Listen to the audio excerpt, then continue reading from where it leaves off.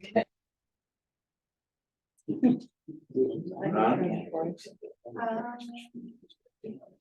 you meet with the legislators and other people. I just don't know if you want to go this information. It's up to you. Thank you. Yeah. Oh, I think- Nancy, no, yeah. They're early.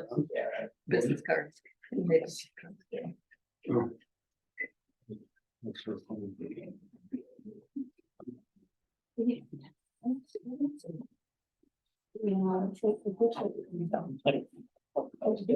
all done? Okay. Like to welcome everybody to our second, our first meeting in the month of October. Ask you to please stand to the pledge of allegiance. I pledge allegiance to the flag of the United States of America and to the republic for which it stands, one nation, under God, indivisible, with liberty and justice for all. Please remain standing for advancement. Well, Heavenly Father, we come before you and we thank you, Lord, that you are a good God, a God that we love. And so we ask, Father, that you would come and you would be with us today, that you would give us wisdom and give the council wisdom and how they are good stewards of this town. We pray, Father, also that you would just bless the small town jobs and companies, that you would allow these people that are working in this economy, that you would sustain them, that we would also pray, Father, for the rain to stop so the farmers can continue doing their harvesting. We pray these things, Father, knowing you are good, trusting in you. It's in Christ's name we pray. Amen.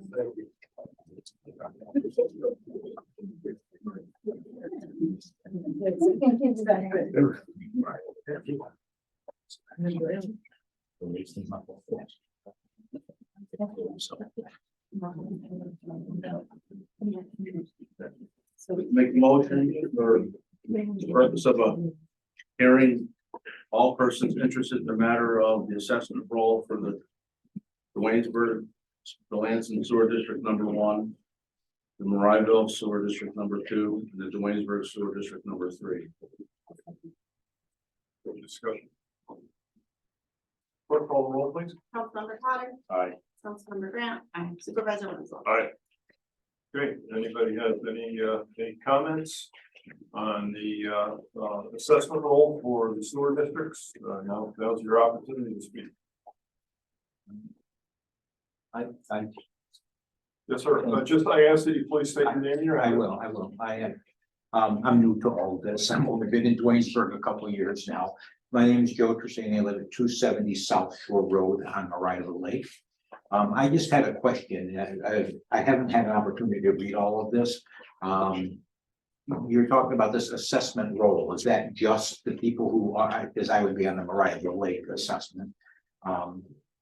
Is that any like new properties, or I'm not sure what the assessment role is. It's exclusive to the property that are within a sewer district, because I'm sure you recognize that not all the properties within the town are in the sewer district. So it would be specifically, in your case, it would be the Marieville Sewer District. Okay, and my only question, and it is just a question, I'm not trying to complain, is we are here seasonally, okay? When these assessments go out or made, when the levies are made on properties, is there any kind of consideration taken? Because lakefront properties, many of them are not year-round residents, and it's only a seasonal use of the property, seasonal use of the sewers. I just wondered if there's any sort of factor taken in for that. At this juncture, there is not. That's fair enough. It was just a question. Like I said, I'm fairly new to the area. I'm trying to find out how things work. Thank you. Anyone else have any comments? Yes, sir. Hey, how come there isn't? I mean, this has never been brought up before. So, I think I can answer that if you. Sure. So the wastewater treatment plant is operated year round. It's not only operated during the summer. And when the wastewater treatment plant was and the district was created, there were what's known as EDUs established to cover the cost of operating the system. So at the time it was set up, and this is many, many years ago at this point, I think I wouldn't even hazard a guess as to when it was set up, but at least 20 years ago, if not more. They didn't distinguish between seasonal residents and non-seasonal residents. They did distinguish between vacant properties and improved properties. And that's generally the way it's done across New York State. So people who have vacant properties without houses still have to contribute towards the sewer district because it's considered to make the property more valuable than, say, having a vacant piece of property with no opportunity to connect to the wastewater treatment facility. So that's the thought process behind it. And if you have any more questions at the end, I'd be happy to answer them. Anyone else have any questions?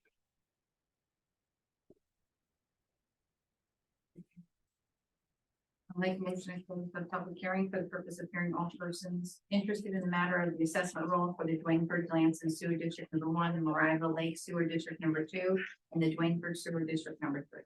I'll second. Any discussion? Clerk call roll, please. Councilmember Grant. Aye. Councilmember Potter. Aye. Supervisor Wendell. Aye. Approval of minutes. I'll make a motion to approve the minutes for the regular town board meeting on Thursday, September 28th, 2023. I'll second. Clerk call the roll, please. Councilmember Grant. Aye. Councilmember Potter. Aye. Supervisor Wendell. Aye. Town clerk's report. Total local shares remitted, $3,359.77. Total non-local revenues, $2,204.23. Total state, county, and local revenues, $5,564.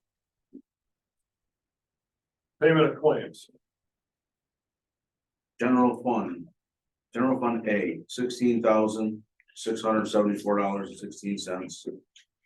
General OVB, $1,494. Highway fund, VA fund, $604.50. The highway OVDD fund, $4,420.46. Planning board, $930. Sewer district number 1, $866.16. Sewer district number 2, $4,204.64. Sewer district number 3, $174.84. Trust and agency, $285.45. Total transfers, $29,654.26. I'll second. Any discussion? Clerk call the roll, please. Councilmember Potter. Aye. Councilmember Grant. Aye. Supervisor Wendell. Aye. Committee reports. Highway, you got anything? Rick? Nothing. I will say with regard to both highway and sewer, because of our 4-inch deluge last Saturday. A lot of appreciation to both the highway department and the sewer department. Guys in the sewer department were out literally 24 hours a day for 2 days because of the amount of runoff that we had to deal with. So hats off for that. Fortunately, we got through everything without any serious incidents. Diane, you got anything on public safety? I do. So last meeting, I said that we were having a sit-down turkey dinner with DVAC, and they've since decided that they're gonna have to postpone it because they need, a lot of the people there have other things going on, so they're gonna try to work out another date. I don't know. Parks Department, I neglected at the last meeting. We want to just send out a thank you, our appreciation to the Carlo Tree Service. The Veterans Park, also known as the Point Park, right at the intersection of 7th and 20. There were a couple of dead ash trees there. They've been there for quite some time, and they offered their services to take them down and remove them. So appreciation for that. The only other thing that we have going on with the Parks Department right now is we had spoken at one time. We have the group that put the disc golf in over at Schaefer Park. They'd like to put in another more challenging disc golf course, and they're looking at the Van Patten Park. And as you can appreciate, there, we suggested that they try to find areas that are better drained than others. It's been a challenge this year, so they've come up with an alternative proposal. We need to take a look at it. What it'll mean is it'll mean more work on behalf of the Parks Department. There'll be a lot more area to mow, so we have to discuss the feasibility of that. That's all I have for parks. And you would not have Bill Brown over there on the phone, would you? I don't think so. Sure, we don't have anything, and Mike is not here. So IT, we don't have anything. Next item we have on the agenda is Oak Hill Solar update from Bill Peterson of Pure Sky. That's me. Yes, sir. Handouts for you guys as well. Okay.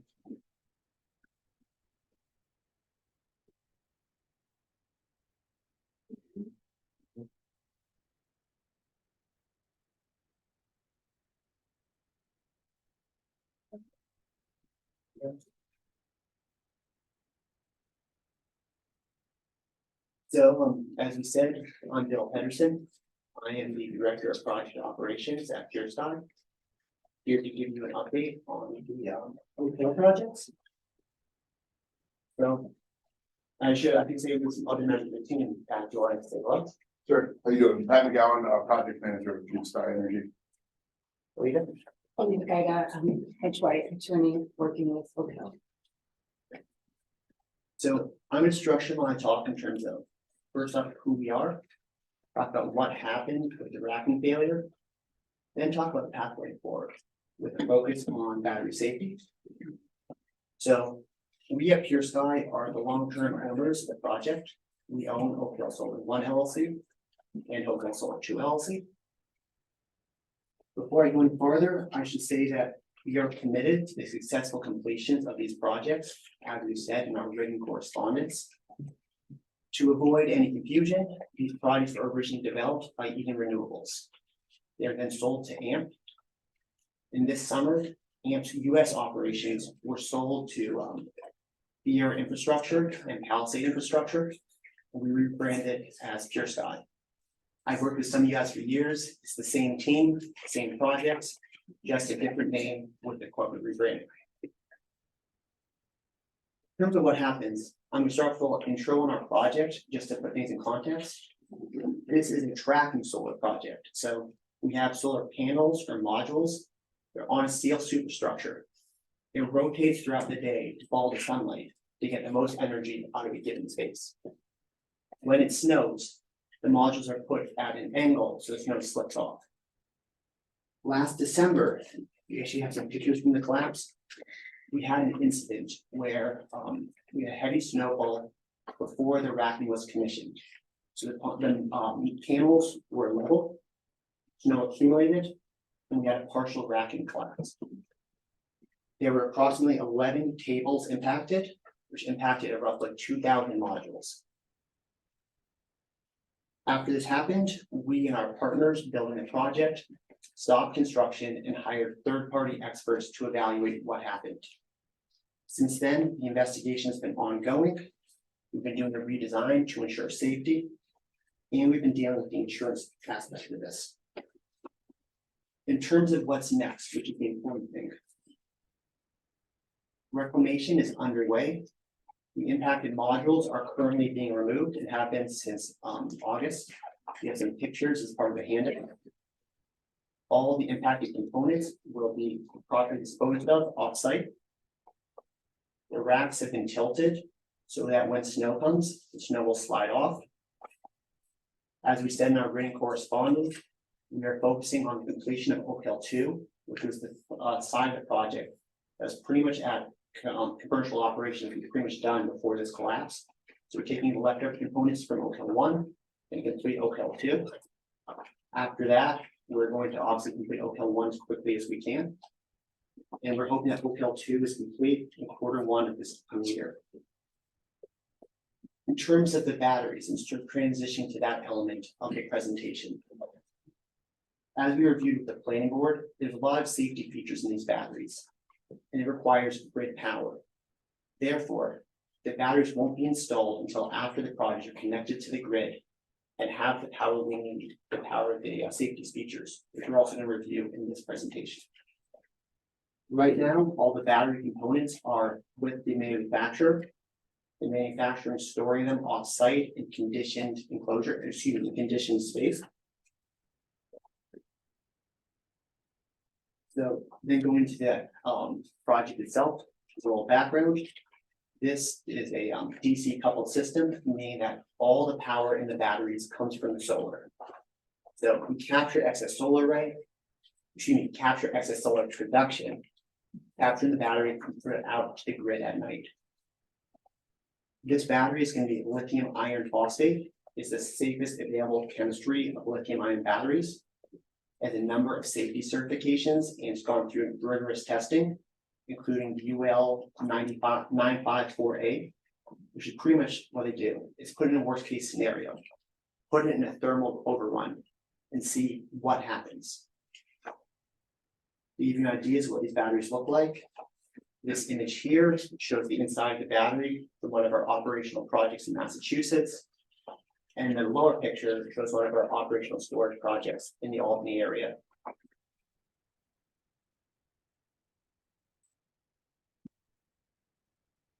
As I mentioned, these batteries have extensive safety features. They have built-in fire suppression, hydrogen detection, smoke and heat detection. They have redundant thermal controls to make sure it doesn't get too hot. All these safety features have an uninterruptible power supply backup. So if the grid power goes down, we have an extra battery for the battery safety systems. The humidity control, ground fault detection, and the system is remotely monitored 24/7. Here you guys can see a schematic of the battery. The green circles show where the hydrogen, smoke, and heat detectors are. As you can see, they're distributed throughout the battery. The yellow circles show the HVACs on both ends of the battery as a redundant thermal controls. And the picture above shows what the people see in the dispatch center as they monitor the battery down to the cell level in real time. And I should say, I'm obviously throwing a lot at you, so if you have any questions, please stop me, I'm happy to answer. So all of these safety features and third-party testing and our site-specific safety plan were all reviewed by the town's third-party expert, Energy Safety Resources Group. I said they looked at the safety features, looked at the third-party testing, looked at our safety plan. Additionally, PureSky paid for ESRG to offer fire safety training this January 14th. We had the sign-in sheet, we blanked out the contact information as we didn't ask permission to share anyone's contact. But Pat, I believe you were actually at the training and helped offer some insights. That's correct. So we understand that there's a bunch of concerns about battery safety. And at PureSky, safety is a major priority for us, so we're going to go through this right now. So unfortunately, as everyone here is aware, there have been some safety incidences at batteries across the country and in New York. Whenever these happen, we proactively reach out to the OEM, which is Powin for us, and say, what is applicable to our projects? And we're going to kind of talk through what is not applicable, what's different with the fires that happened, versus the projects we're installing here in Waynesburg. So in terms of technology, what we're installing is lithium iron phosphate battery. It's the safest lithium ion chemistry available. Some of the battery fires have been brought as examples use an earlier chemistry called NMC, nickel magnesium cobalt, which is a fundamentally different chemistry of battery. Additionally, our more modern battery has safety features that we're including on these other batteries. And as an additional feature, you guys can see here the inside of the battery, and you can see how there's actually fire suppression canisters built over every stack, which you can think of as groups of batteries. Unfortunately, there have been some Powin fires recently, And we have reached out to the OEM to understand what happened and what's applicable to our project. As I said, whenever these instances occur, we reach out to try to understand what happened and make sure it doesn't happen on other projects. So Howland offers many different products, and the fires that happen in Idaho and Warwick, New York, use a different technology. So in this slide, you can actually see the 750A, which is also known as the centipede. This is the fires that have, this is the technology that caught fire in Idaho and Warwick. You guys can see how there's a bunch of different containers next to each other. It kind of makes the centipede look. That is what caught fire. The technology we're installing in Duanesburg is a 230, don't forget it's 230P or E, 230P technology, which we actually have pictures from the Oak Hill project right here. You can see it's a single container. It is not the modular units stacked next to each other. Additionally, I think it's worth highlighting that the governor is taking fire safety very seriously, and the whole state is. This July, the governor announced the Interagency Fire Safety Working Group, which is working to evaluate a fire and safety event that occurred in New York State, with the purpose of understanding what happened, making sure that first responders have the information that they need, and that the training is available. They're also in the going down like that. Well, of course, they're also investigating a lot of the operational batteries in New York to make sure that there aren't safety concerns with the batteries that are already operational. We appear to be supportive of this. We think the governor's doing a great job ensuring that batteries are installed safely in New York. So we think it's a good idea. In conclusion, we talked about who we are. We are Pure Sky Energy. We talked briefly about what happened with the collapse, talked about what's next, and dove into the battery safety components of this project. So I would open it up to any questions that you may have. I know that just I believe within the past week, there was a fire with the Howland units in Idaho. Yes. What is the date of the install for those in Idaho? When, in other words, when were they? So I mean, they were installed. I'm not gonna have the precise date they were installed this summer. This summer? Yes. Okay. This new design, is it in service that is being proposed here? Is it in service anywhere yet? Yes, we have three of them operational in our portfolio alone. They are. And how long have they been operational? You actually built the Elmbrook and Elmbrook and. I built, so I built two of them in Massachusetts. Those have been in operation for close to 3 years now. And there's an additional one that Pat didn't build, so we have three that have been in Massachusetts for 3 years. Okay, so that was available 3 years ago. And the units that were in Idaho put in this summer failed. Why would that design be used there? Were there known deficiencies with that unit in Idaho when they were put in? Were there known deficiencies? So what we can say is that these are the fire 750. Said the fires that have been affected with Howland have been through that. And what's happened? We do know more, so there's so much we can share based on confidentiality agreements. But then water infiltration. Water infiltration is things that's caused the shorting of the runway, which caused fires. But that's what happened, is that they have a new unit that water's been infiltrating. That information could occur with the. Yeah, sorry, in our containerized solution, there's not the water to get in. What about the one in Warwick? Sorry, so that's the 750 you want to just talk about. How many of the centipede do you have out there right now? We have 0 out there right now. 0 out there. We have one that is going to be installed, hopefully that I'll say this fall in Massachusetts. We're also concerned about these fires, so we're investigating this, but also the Idaho fire occurred in October. So we've seen preliminary safety results, but this is kind of all in real time. So we have one that's hopefully going to be installed this fall, but one that are operational. You say you're gonna install the centipede, Correct, in one of our sites in Massachusetts. but isn't the centipede the one that had caught fire? So, yeah, sorry, that apologies if I was unclear, that's the one that's scheduled to be installed this fall. Yeah. We're also doing safety investigations as a result of this, because it's evolving in real time, so I don't want, We ordered that equipment before the fire. Okay. yeah, I should specify, we have to order this stuff, what, Very, 30 months? Yeah, they're over a year, so, you know, we're ordering them like a year and a half out oftentimes, so this, when we ordered it is before this happened. Now, the units that are proposed for Oak Hill, has there been any destructive testing on those to find out what happens when they die? Yes, so that is the 945A testing we have referred to.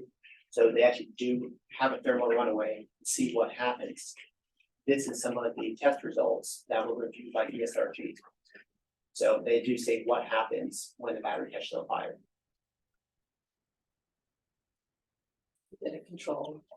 Did the, I mean, ESRG reviewed the results and thought that it was safe, and I should say the Idaho fire. And I'm happy to point the board to this email. The air quality was measured by the county sheriff, and they said that there was no impacts to the air quality outside the normal range. So I'm happy to follow up and show you the news article where I saw that. I actually don't personally have any firsthand knowledge of this, but I can show you that article where they said the air quality was measured and there were no impacts outside the normal range. What is normal range in terms of the distance? I can only say I read the news article. I do not know the exact way that it was measured, but that was what was put out by the county sheriffs. Because the concern being, Idaho is an awful lot different than rural upstate New York. It's a big open country. I don't know how far it is to where, but there's a very real concern based upon what has happened recently with the number of residents in proximity to this. What I can say is that some of the testing that we've sent you guys in the past is actually included in our written responses to those residents, shows the chemicals that are released when the batteries are on fire. We have that as part of our written response to those residents.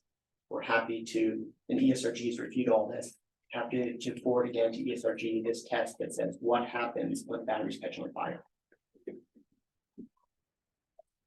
At this point, I would like to open it up for those present, if anyone has any questions. This is your time. Yes, ma'am. I just ask, please, to state your name and your address. My name's Patty Madowitz. I live at 457 Sanborn Road. You mentioned that there's 24-hour remote monitoring for any event. What's the response time? And is somebody live on the spot, or is we just gonna get a phone call, or how does that work? Yeah, so it is remote monitoring. The safety protocols that we have in place is that we call the sheriff's department. Then we call the sheriff's department, we consult with them, and then if we need to call individual people, we absolutely will. I mean, in terms of if there's an event that happens, the battery can be shut off in real time. And the fire just happens. The fire burns out. That is the protocol that is advised to firefighters, is defensive firefighting techniques, let the fire burn out. that's like one stack, so there's still gonna be a small. Correct. So the volunteer fire department, our small volunteer fire department will probably be there for the 5 days or however long it takes or now. We don't know exactly how long it would take. It's unlikely to be 5 to 8 days, but I cannot tell you honestly how long it would take. All we can say is that obviously we have a lot of safety measures in place to keep that from happening. But I don't want to be, I mean, I can't tell you if you catch on fire, I can't tell you it'll take X days. I do think it's important to point out that before a full fire happened, there would be several measures where an alarm would go off, where the fire suppression methods would be there and only a small portion would be on fire. And it is likely that that would stop there and not cause a large fire that goes for multiple days. That's a most unlikely outcome with all of the protections that are in place in the system. And So then your protections are different than like Warwick's then, or Jefferson County, yeah, or Idaho's. so yeah, as we said, those fires that you're talking about happen on different technology. Yeah, so unfortunately, sorry, do you have? The technology isn't the question. The question is how the response and who's gonna come and respond and, you know, is there gonna be somebody on site Yeah, So the fire suppression systems are actually different in the two technologies. I think that's the biggest difference. So the contained unit has a much better fire suppression system than the centipede unit, which is stacked together. So to add what Bill further said, so we would contact the local emergency response teams. And then we have an O&M team that does all of our What's post, O&M? it's operations and maintenance. So they do all our post-construction activities. So they're a fairly large group and they have people all over the Northeast. So I can't say an exact response time, but we do have a team that we would then contact that would be able to get to the site after that. In an undetermined amount of time, it could be 15 minutes or 4 hours or. Yeah, I don't have an exact There time. must be a range of anticipated response Right. the next day. Is there any idea of what that would be? I don't have an exact time. I mean, we have, You're less than an hour away. I am local, so you can have me there. What if But, you're on vacation that day? right, so, Or there's a snowstorm and you can't get here. right, Or you have another emergency? yeah, it's, you know. We will get someone there as quick as possible. Whoever's the closest person will be there. I'm a nurse, I don't tell people when you're having a heart attack, I'm gonna get there as quick as possible. We get there time. Yes, ma'am. Hi, I'm Kimberly Ricker-Spinell. I live at 257 Crawford Road. I lost track at the beginning when you were explaining what happened from the time your company was Eden Renewables, and then it seemed like it changed hands a few times to become Shore Sky. And I understand that you probably came in front of this board or the planning commission at that time to talk about the tracking and the panels. And you had I'm assuming an unanticipated problem, and now you are resolving that problem. So how can we be totally assured that moving forward with battery energy storage systems, one, there's not going to be some kind of unanticipated problem. And two, how do we know that you're not going to go from Sure Sky to, like, I don't know, blue sky in the next few months? It seems like in a relatively short period of time, even though your team has stayed together, there's been a lot of unanticipated problems. And now you're still a different company. so a few questions there in terms of the what we presented and what we, in terms of fire safety. I said this was all reviewed by ESRG, the town's third-party fire expert. They were brought in because they're experts on this. They reviewed the safety of the system. They thought it was sufficient. They delivered a very long report to the town. In terms of us, we have continued to be the long-term owner operator. As I said, the name AMP has changed to Pure Sky, same team, same people. Do you think that it is a prudent thing to do to wait until the governor's task force has come back with recommendations for battery energy storage systems before putting them in towns? We don't know why these fires are happening. And it seems like in New York State, in a very short period of time, there's been 4 battery energy storage system fires. That's an anomaly when you look at fires worldwide. And I'm just wondering if some of the reckless haste that has occurred in implementing the climate protection plan is contributing to this. So I don't think you can say we don't know why they happened. We do have a good idea of why they happened in most of these instances. That manufacturers are addressing the issue. This, for a lot of it is water infiltration through this one system, as we've talked about. There's a lot of stuff being put in place. And people like us who have ordered that system years ago. I don't recall seeing the governor's recommendation from her task force. So did I miss something? Or are you able on your own with your company to determine that the task force has already put out its recommendations? So I misunderstood your question, but so I apologize there. But in terms of what they get, the battery task force is doing, it's recommending that they have experts review the system. It's recommending that we've done a lot of stuff for the town of Dwaynesburg. We've already done in partnership with the town of Dwaynesburg. Was that before or after the task force was appointed? That was before. I think that's kind of an answer in itself, isn't it? That we proactively did what the governor's telling people to do. The governor really hasn't told you to do anything yet, has she? Okay, let's try not to get combative.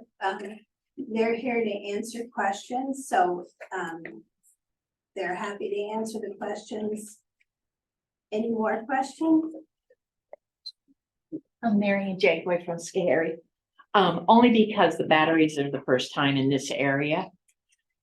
If there is a fire in the battery, when does what is the range that you would have to evacuate people from their homes because of air quality?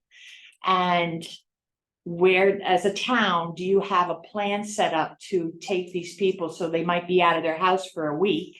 And will you pick up the cost of what it's gonna cost people?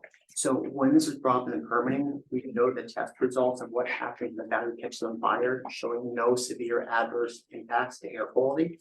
So at that time, we said and right to the town, we did not think the emergency evacuation plan was needed. That was our written response once the project was permitted. Never knows.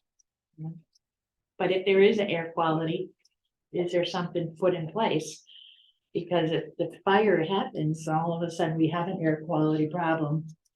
It's not the time to say, oh, this really is a problem. It's something you can definitely look at.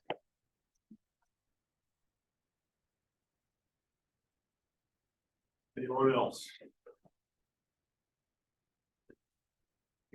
What is the intended upside of having this solar farm? Like, is it gonna reduce people's energy bills, or you can use this power elsewhere, or? I'm sorry, this is used for 806 Lane Road. Thank you. Okay, so this is a community solar farm, so the power is being put in a local distribution network. And the way it works is that people can subscribe to receive electricity and savings from the solar farm. So it's not gonna impact everyone, but if you're a subscriber, you do get a discount on your electricity bill. And it's said it's just fed into the distribution network.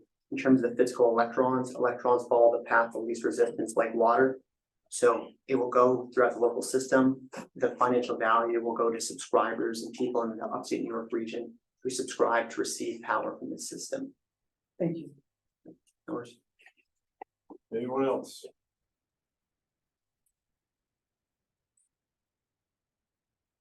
One more time, anyone else?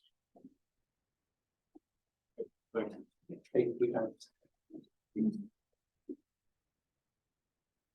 Business meeting, is there anything else before we get to the business? No? Okay. Okay. Motion to affirm and adopt the assessment law as originally proposed and filed.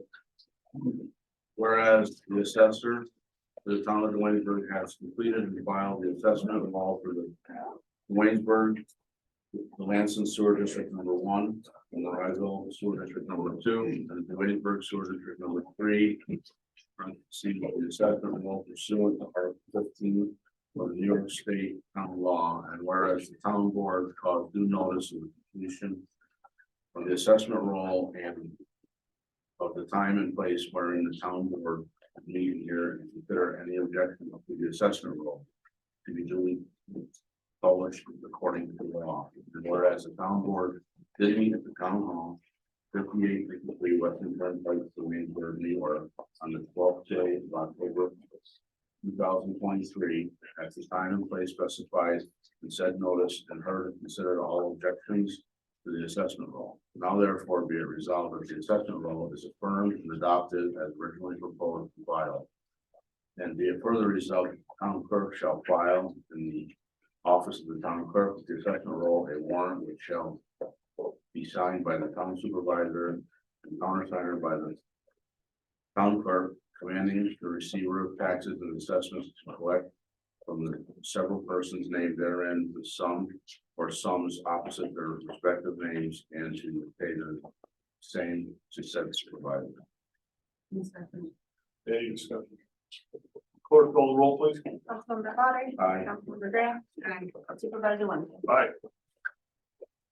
Motion to introduce local law number 3 of 2023 and to set a date for the public hearing for local law number 3 of 2023 and the tax cap will rise for fiscal year 2024. Whereas the town of Waynesburg is subject to a tax levy limitation as a result of the New York State property tax cap legislation set forth in general municipal law 3-C, and whereas general municipal law 3-C provides that the town board may adopt a budget that requires the tax levy to be included in the tax levy limit for the coming fiscal year, only if the town board first enacts by a vote of 60% of the total voting power of the town board, a local law to override such limit for such coming fiscal year, and only whereas local law number 3 of 2023 is entitled tax cap override for fiscal year 2024, the proposed local law is hereby introduced, and whereas the adoption of the proposed local law is a type 2 action under SECRA.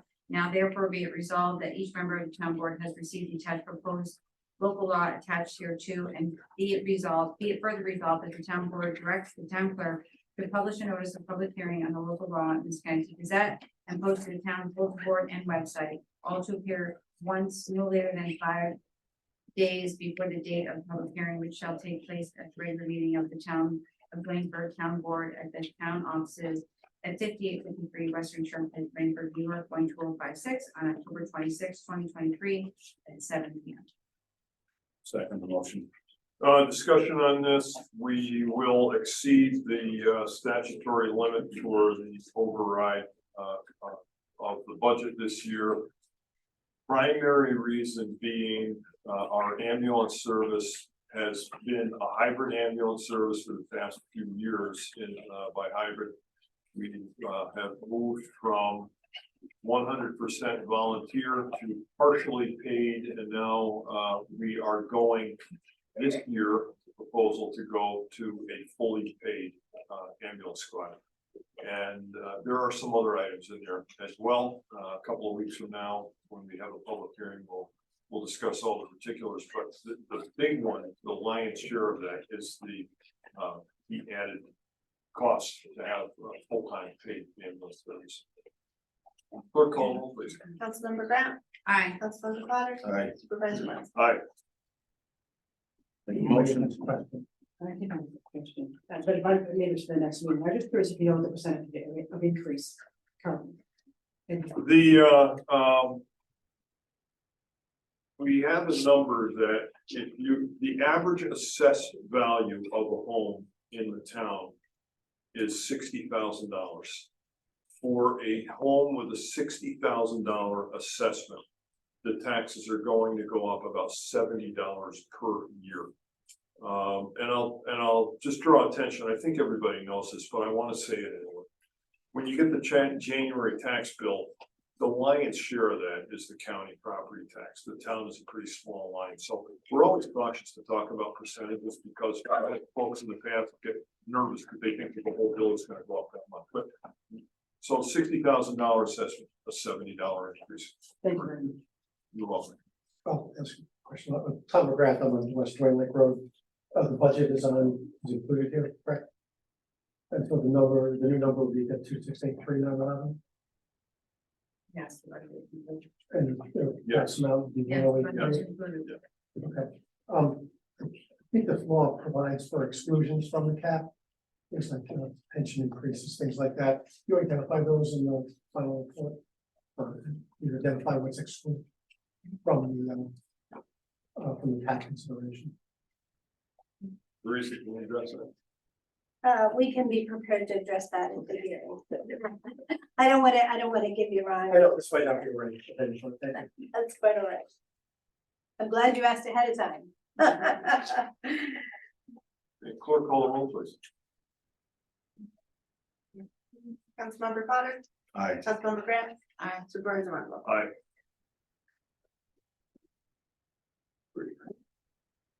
Motion to adopt tentative budget as a preliminary budget and to hold a public hearing on October 26, 2023 at 7 p.m. at the Town of Williamsburg Town Hall, 5853 Western Turnpike, Williamsburg, New York. Is there any persons in favor or against the preliminary budget? Whereas the Town of the Williamsburg Town Supervisor, as Town Budget Officer, has received and reviewed the budget estimates for the 2024 fiscal year budget with the town departments, and whereas the town supervisor has prepared the tentative budget from the budget estimates, parentheses, the tentative budget, and whereas the budget estimates and tentative budget were filed with the town clerk's office on September 28th, 2023, and whereas the town clerk presented the tentative budget to the town board at the town's board meeting on September 28th, 2023. Now therefore be it resolved, the town board has reviewed the tentative budget and approved it as a preliminary budget. Parentheses, preliminary budget, and be it further resolved that the town board directs the town clerk to file a copy of the preliminary budget with the town clerk's office for review by any interested party during regular office hours. And be it further resolved that pursuant to town law 108, the town board shall meet and hold a public hearing on November 9th, 2023 at 7 p.m. at the town, with Town Hall 5853 Western Turnpike, Williamsburg, New York. To hear any person in favor or against the preliminary budget as complied or for or against any item therein contained, and be it further resolved that the town board directs the town clerk to publish a notice of public hearing on the preliminary budget in Schenectady Gazette and post it to the town's website and town signboard, and to appear once more than 5 days before the date of the public hearing. Any discussion? Clerk call the roll, please. Councilmember Potter. Aye. Councilmember Grant. Aye. Supervisor West. Aye. Motion to introduce local law number 4 of 2023 and set a date for the public hearing for local law number 4 of 2023 entitled a local law to amend the Waynesburg zoning ordinance to require a septic system inspection prior to the transfer of ownership in the Drain Lake District. Whereas the attached proposed local law to be known as local law 4 of the town of Duanesburg, New York, entitled a local law to amend the Duanesburg zoning ordinance to require septic system inspection prior to transfer of ownership in the Drain Lake District is being introduced. And whereas the 2020 comprehensive plan of the town of Duanesburg states, we are committed to sustaining our valuable economic and natural resources, particularly agricultural land use, open spaces, natural habitats, and fresh watersheds. And whereas based upon the information submitted to the town board by the Drain Lake Association, a survey shows some agreement among property owners around Drain Lake to ask the town board to protect their lake and drinking water by requiring inspection of septic systems upon transfer of ownership. And whereas other lakeside communities in New York State require such inspection to protect water bodies and public health. Now therefore be it resolved that the town of Duanesburg, Town Board hereby introduces the attached local law entitled a local law to amend the Duanesburg zoning ordinance to require septic system inspection prior to the transfer of ownership.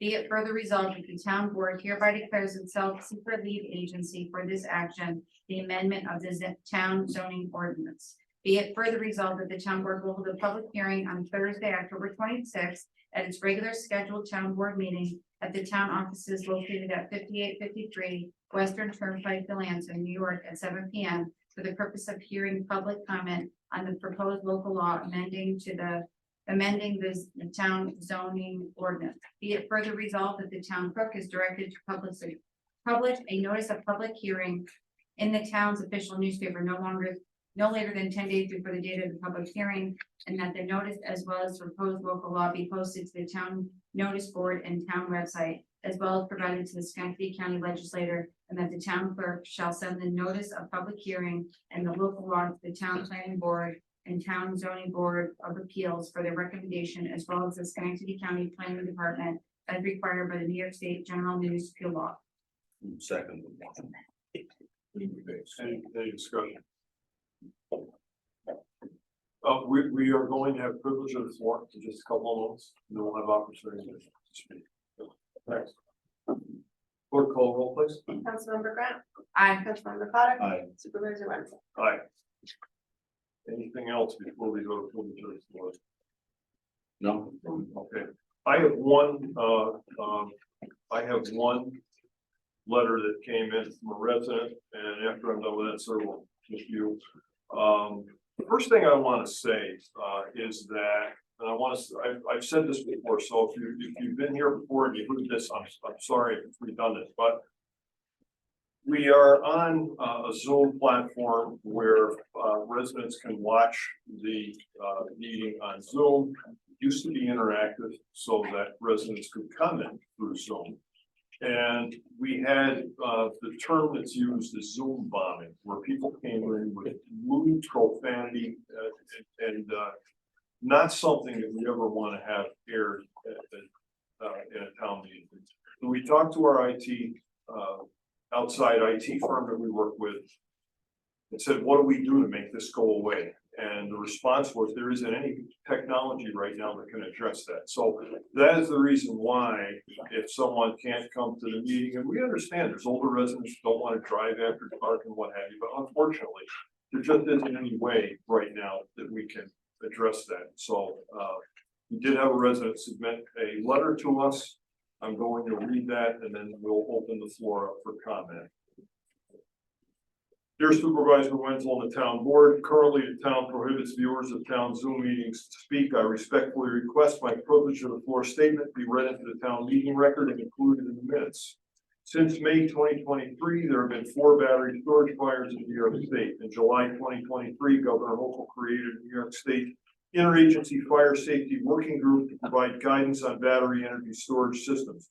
I request the town halt installation of battery storage at Oak Hill 1 LLC and Oak Hill 2 LLC the project.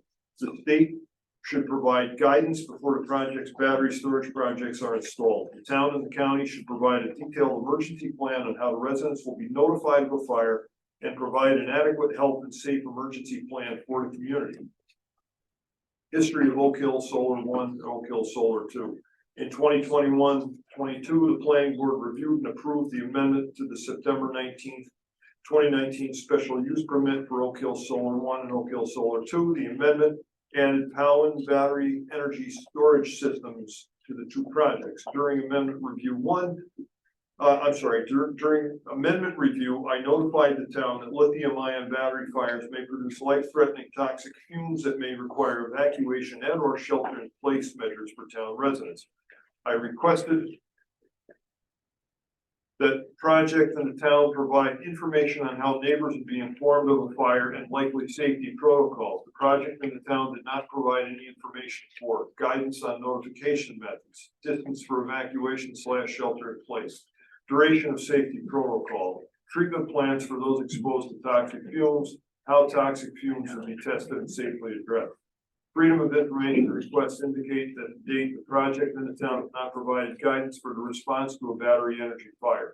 On June 22nd, 2023, the project owners informed the town that their legal structure and ownership had changed. As of September 1, 2023, little to no work occurred at the project beyond some mowing. Between 2017 and 2019, there were more than 28 battery fires in South Korea.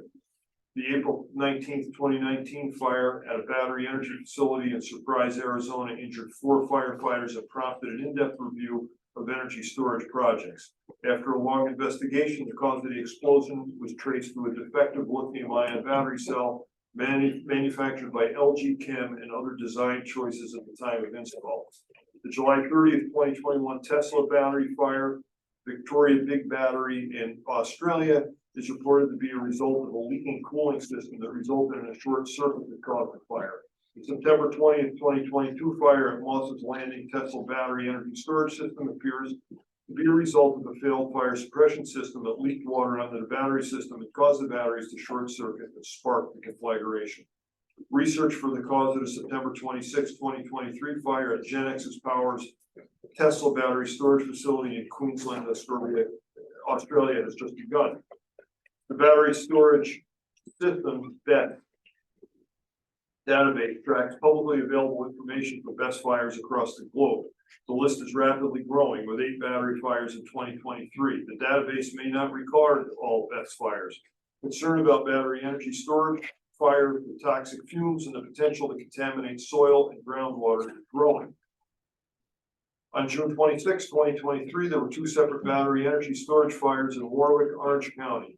Convergent Energy owned both facilities. Powin manufactured both battery systems. It's reported that Convergent and Powin both declined invitations to attend town meetings to address the health and safety of the community. Convergent issued a press release stating that they rely on partners to manufacture and install the battery storage systems. As the project's owner, they only provide support to Powin, who is responsible to assess the source of the problem and determine the response. It appears that Cowan has not issued a response to the town. Cowan's lack of response and guidance to the town of Warwick raises concern on how the company may respond to the town of Waynesburg and taxpayers at the time of an accident. It appears that the project owners may kick the can of responsibility down the road. This may leave the town holding the bag. In New York State, there have been numerous battery energy fires, including but not limited to May of 2023, East Hampton and Suffolk County, June of 2023, Warwick and Orange County, June of 2023, second incident, Warwick, Orange County, July 2023, Chaumont and Jefferson County. Local and state action concerning battery energy fires. In the past 2 months, concerned towns, including the Montgomery Town Board, have tabled battery energy projects. Counties and towns such as Southampton and Southport have adopted moratoriums on battery energy storage products and late projects. In late August 2023, Governor Hochul created the New York State's Interagency Fire Safety Working Group to provide guidance on battery energy storage systems. Currently, there's no way to extinguish a battery fire. Emergency responders are told to cool the surrounding area with water. This could go on for days and may overburden rural volunteer fire departments that lack hydrants to provide a constant water flow. Media reports of town meeting minutes indicate shelter-in-place or evacuation orders are issued for communities experiencing battery fires.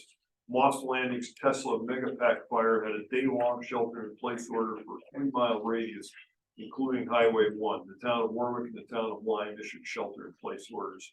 Neighbors and media near battery fires report that the air smelled toxic for days. Project owners may claim that their air quality reports are normal. Common sense is that if it smells bad, then it's likely bad for your health. Officials at the September 11th, 2001 World Trade Center tragedy claimed air quality reports were normal. Years later, numerous first responders and people at the site developed life-treating disorders. Billions of dollars may be awarded to compensate for health issues and medical payments to the victims south of Canal Street that breathed the toxic air between September 11th, 2001 and May 30th, 2002. Similarly, energy developers' claims of safety may be inaccurate. The town should do everything to protect the residents' health and safety as well as the taxpayers' funds. Cowan's business model is to sell a product, battery energy storage systems. It appears they do not provide engineering, procurement, and construction. The quality of Cowan's battery system may not matter. Their product is only as good as its installation, maintenance, and inspection. Green Cells is the contractor for Oak Hill Solar Facilities. In April 2022, they began construction. In December 22, thousands upon thousands of solar panels collapsed to the ground. Little to no work was incurred at Oak Hill Solar in 2023. Broken panels may remain on the ground. It appears that the facility is not compliant with racking height of 9 feet above grade and storm position as shown on the approved site plan. Seeding and mulching bare earth is required by the SWIP. Limiting site disturbance to 5 acres at a time required by the SWIP. Planting of evergreen trees as shown on the approved site plan detail and limiting work hours to weekdays 7 a.m. to 7 p.m. is defined in the FEA Act. It appears Green Cells may not be complete with the approved documents and it may not provide operational solar facilities as promised. There is little to no evidence that project owners will assist the town with safety and environmental protection if fire occurs.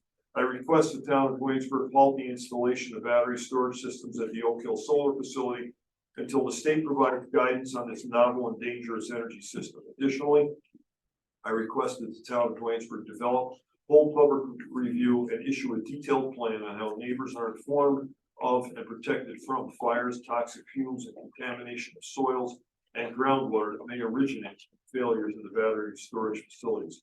Thank you for your time and consideration. Respectfully, Susan Biggs and Bruning.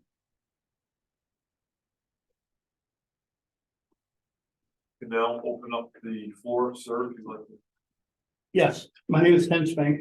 I live at 307 West Wayne Lake Road. I want to talk about the law concerning the septic system.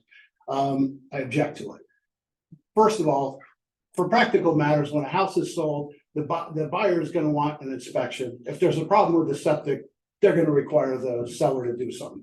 Typically, that would happen as a holdback out of the sale proceeds, and then the buyer would find whoever they choose to to do the job. The way that you guys have this written up here is the seller's gonna have to take care of it before they even have the proceeds, which is gonna lead to problems. You're gonna end up with houses sitting empty because they can't solve a $20,000 problem without the house actually being sold first. So I don't understand why anybody wants to pass a law when the market is going to take care of the problem itself. Now, what I will say is this is the same group of people that 2 or 3 years ago wanted you guys to pass a law saying they had the right to come on private property and inspect septic systems, which I also highly object to. They don't have a right to come on my property just because they get the town board to pass a law. So this, to me, looks like it's just a foot in the door that they will eventually in 2 or 3 years come back and say, oh, well, this isn't working. So we need more ability to take somebody's property rights to go on and check. Now, if anybody wishes to think that this is a good rule, there's nothing that says they can't go inspect their own, have their own systems inspected, and come back and tell us, oh, 25 of us inspected our systems and all of our systems are wonderful. Well, I doubt that's happened. So before they start telling me what to do with my property or my other neighbor or the other neighbor, I think they ought to at least consider their own darn systems and go have them inspected and see if their own systems will pass. So for practical matters, I think this is just trying to get a foot in the door to try to come back in a couple years and tell you guys, well, it's not really working. We need more rights to come onto people's properties to inspect systems. Because if it's really bad enough that somebody has a reason to believe that a system is that bad, they can get a warrant and they can go have a system inspected by the health department rather than just passing laws that, what if I don't move for 30 years? What if my system is pumping, sewage into the lake? My system won't be inspected for 30 years? That really doesn't accomplish a whole lot. Thank you. We made the decision a few years ago when that was proposed as far as the inspection, that level of the law wasn't appropriate for Waynesburg. That can change because the current board supports that contention. We don't know who is going to be up here in a few more years. Correct. So, but as of right now, that the board that's here now is the board that has said that was too much cover. And I appreciate your comments. We want to hear both sides of this. Well, you're gonna have a hearing on this in a couple of weeks, I'll be back. Okay. I don't want to have to deal with this kind of stuff. I'd rather be sitting on my couch sleeping right now, like everybody else in town, but I'll come back. We can bring it out. Good, you'll feel better. You don't just speak for yourself. You're blessed up here that share your sense. But we're here. We are here. And I'll ask if anyone else, privilege of the floor is open. Does anyone else have any comments? Well, I'd like to speak out. My name is Sonia. I live on West Duane Lake Road, and I'd like to speak out in support of this. Our drinking water comes from the lake, and this is just a small step. I would like to know, it's not, you're right, probably everybody's on the lake. That would be the ideal situation, that every single, septic was inspected. But this is a start, that when a house changes hands, that a good inspection is done, so that at least some houses, I've had a lot of turnover lately, so that at least some houses are they're inspected. Septic systems are being inspected, so that we know there isn't, at least in some of them, there isn't runoff. Because I care, I drink it every day. Good to know. Thank you. Yes, sir. Hi, I'm Alan Knight, and until a few months ago, I was president of the association that was promoting and recommending this proposal. I want to say that this has been through a rigorous process within the Duane Lake community, with open meetings that Delaware Engineering presented through proposals that were eventually found to be unacceptable because they're far too expensive. The community rejected that through a referendum that we conducted online and by mail, and had over 70% response rate to those surveys. We're very high. I'd also say that, there were 4 alternatives. I'll lay back up a step and say, first of all, I don't think you wanted to turn this into the hearing, but since we're making comments, I'll have a little bit of time here. There were 4 alternatives that were presented to the community through this process. One of them was the sewer system, which we found to be unacceptably expensive and intrusive, and it would involve people whose systems are doing just fine, and it would cost them, by latest figures, over $5,000 a year just to be in a program that they didn't even need. Second program was mandatory inspection every 5 years, as is done over Otsego Lake. That was rejected by the community as being unacceptable. The third alternative was this suggestion, which was septic inspection upon transfer of ownership. This found to be less intrusive, less frequent. Frankly, it doesn't do as good a job as alternative 2 would have done, but that's what the community accepted as being sufficient and unacceptable. And the fourth alternative was do nothing. And that was soundly defeated in our referendum and our voting. So this is has been a very democratic and inclusive process. And in a petition that we circulated, we have 62 shoreline properties around the lake. And we had 77 signatures on the petition. To me, that's a resounding majority or preference for this alternative. I respect Mr. Spink's desire and his liberty to speak like this and to oppose it. I would defend that right, but I do not defend the liberty to pollute my drinking water. Thank you for your time. Anyone else? Yes, ma'am. Hi, Edith Braden, 806 Trinity Lane. You know, I agree with Sonia. We get our water from the lake as well.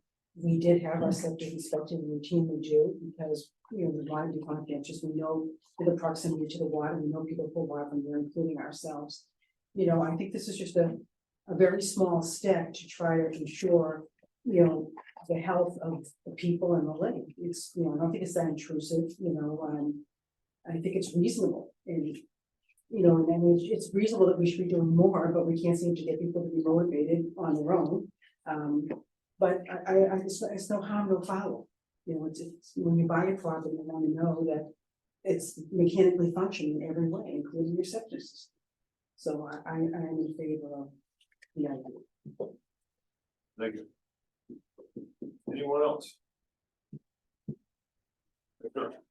Again, Joe Crisani from Mariah Lake, 270 South Hill Road, Mariah Lake. I have no specific vested interest in the situation on Duane Lake. I think it is important to protect all of our water sources, all right, just personally, I think it's pretty, and I would kind of support this. I understand this gentleman's position, all right, but give me a moment because my brain ain't working right.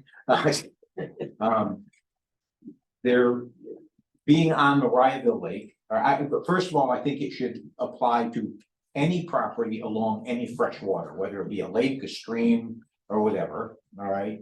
We cannot treat our lake. Our lake is a very shallow lake. It used to be treated, from the history I've been given, treated for all the weeds that grow in it.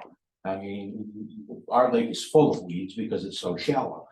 We can't treat our lake anymore for the weeds because people downstream of our dam take water to drink. Plus, there's, if I understand, 6 to 8 homes on the lake that still take water out of the lake.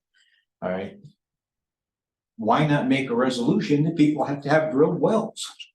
I mean, granted, I still support clean water. I'm not, but if you drill a well, if you don't take water out of the lake or the stream,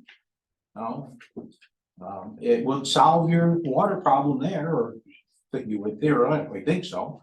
And also for anybody doing this, and I know because I've just investigated it, because my well was, we're on sewer, our lake has public sewers, but we have private wells, right? Put a water purification system on your inline water coming in. I mean, if you're that concerned about contamination, put a purification. I have to do it. My well is contaminated. We had bacterial contamination. So it's not that expensive. I mean, it's money, but it's not that expensive. Put a purification system in on your incoming source. Again, I thoroughly believe we should be protecting the water. But there's other options out there. There's other solutions to the problem. Thank you. Anyone else? Yes, ma'am. Chris Miller, 1019 West Dwayne Lake Road. I would tell you that the problem with drilling wells at Dwayne Lake is the property on the, what will that be, the south side. There is a fault. You can't get any wells drilled there between West Dwayne Lake Road and Schoharie Turnpike. That's why many of us rely on the lake for our water source. And yes, we all have water purification systems in our basements, but I don't know the science behind it. I believe not everything is removed. And again, I have no vested interest. I'm on Mariahville Lake. I just know our problem, all right, slightly different problem. Like you said, we have public sewers, but we have private wells, all right? And I am all for clean water. I'm all for it. Or resolve your business with, like this gentleman was saying, well, it falls on the homeowner to then, well, if you're going to sell, and again, your situation about every time the home is sold, and it might only be sold every 30 years, I agree, 5 years is better than 30 years, but if you have to do it when the home is being sold, the property is being sold, then put in it has to be resolved. It doesn't have to be the homeowner's problem. It has to be resolved between the seller and the buyer before the property can be transferred. And let them figure out how it gets resolved. Whether the owner is gonna pay for it or the current purchaser is gonna pay for it. As this gentleman said, it's generally in the contract, in a real estate contract anyway. But let that be resolved between the seller and the buyer. Who's going to, to take care of it. Don't force it on the homeowner, on the property owner. Thank you. I want to make one comment, and I'm going to speak on behalf of the board members. I'm going to ask you if you don't agree with me, please speak up. Relative to imposing a requirement that a resident drill a well, we as a board, and historically, Rick can tell you, he's been here a long time, have never wanted to impose undue requirements. And I know of people who are financially compromised that we create a burden for them. We as a board don't ever want to impose a burden on anybody. We want to find a solution that is within everybody's means. And I understand that. And again, I didn't catch this gentleman's name, but as he said, you could be imposing that burden on the seller of the property to correct to the tune of 20 or 30 or however many thousands of dollars for a septic system by doing what you're doing. That's imposing a burden on the seller of the property. Whether you realize it or not, you are. You're imposing a burden on that person. So let it be resolved between the seller and the purchaser. Who's going to take care of it, but the property can't be transferred until it's addressed. So we're gonna have a public hearing at the next meeting, and I just wanna make sure you understand that the local law is attached to the resolution. It's posted on the website under the agenda. And, we used as the basis of the local law what was proposed to us, and we did add some things, some of which are underlined. So if you could, and if you feel more comfortable sharing your comments in writing, that's fine too. But we want to make it be the best law it can be. And I would love to be here, but I'll not be around on October 26th. It will be 1,500 miles away. Anyone else have any comments?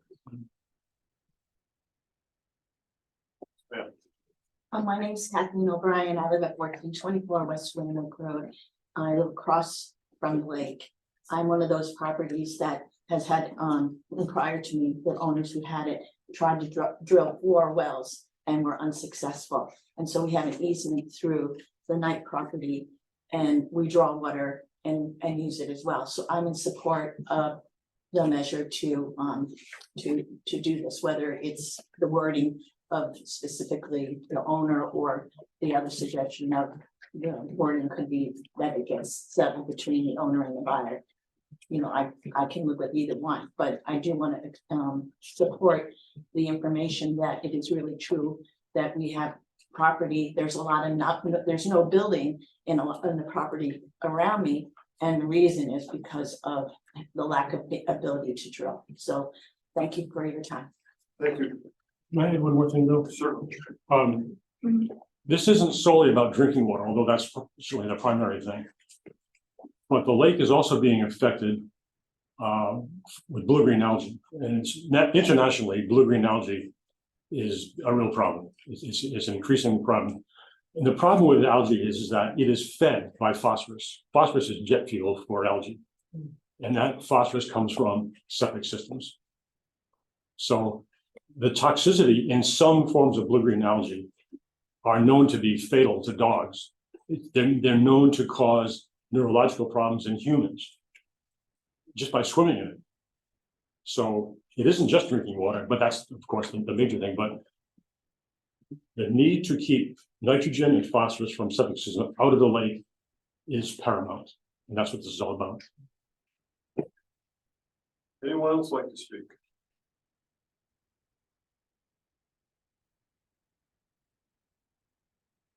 Give another minute. Anyone else? Motion to adjourn.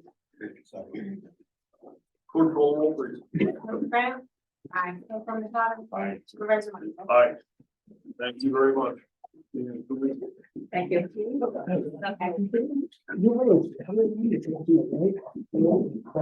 Under the road. Before we go on, you do it. Oh, no, I'm sure, I'm just amazed.